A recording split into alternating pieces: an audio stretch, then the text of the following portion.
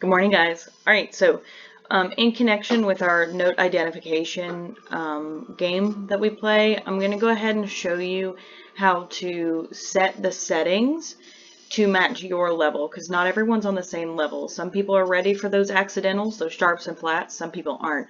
So let me go ahead and show you musictheory.net. Second and third grade, I talked to you about using this during college as a way to learn extra things or to back up my lessons in college, and it's great for elementary school kids too. So as you can see, we have a couple of choices at the top.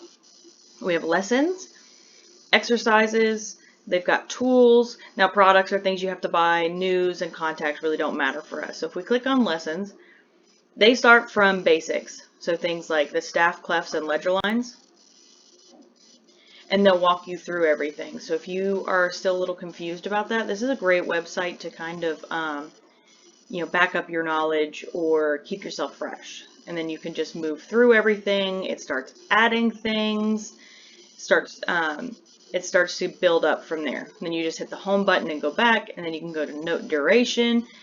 But we're going to go to exercises. So for exercises, we're going to click on the very first one, which is note identification.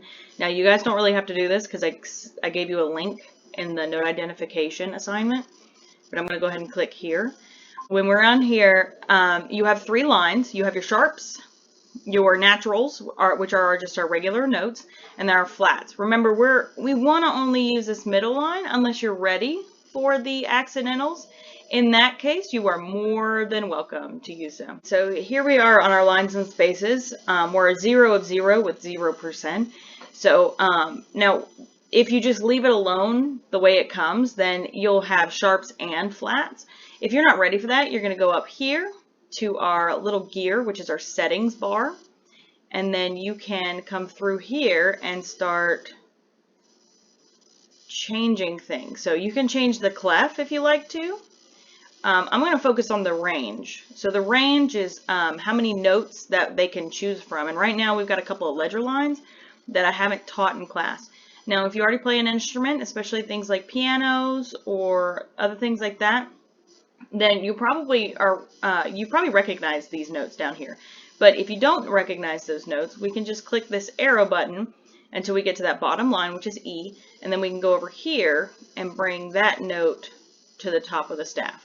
And then you just hit your arrow to go back. Positions. So if you're having a hard time with your lines or spaces, you can go ahead and just focus on one of them. So if I'm having trouble with my lines, I'm going to click lines only, and it's only going to pick lines within your range. Okay, I'm going to leave both. And then key signatures, you don't really need to deal with. They just add sharps and flats.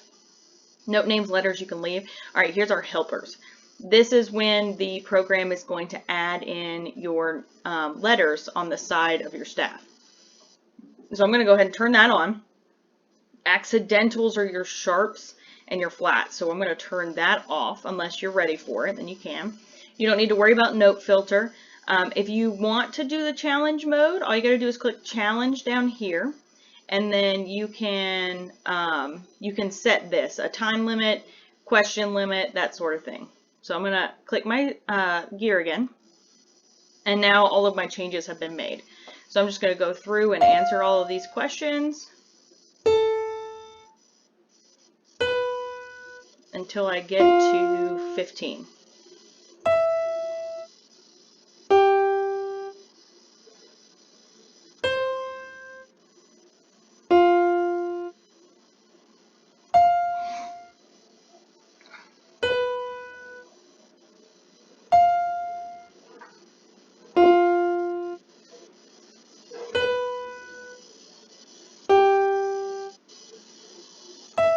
And there it is.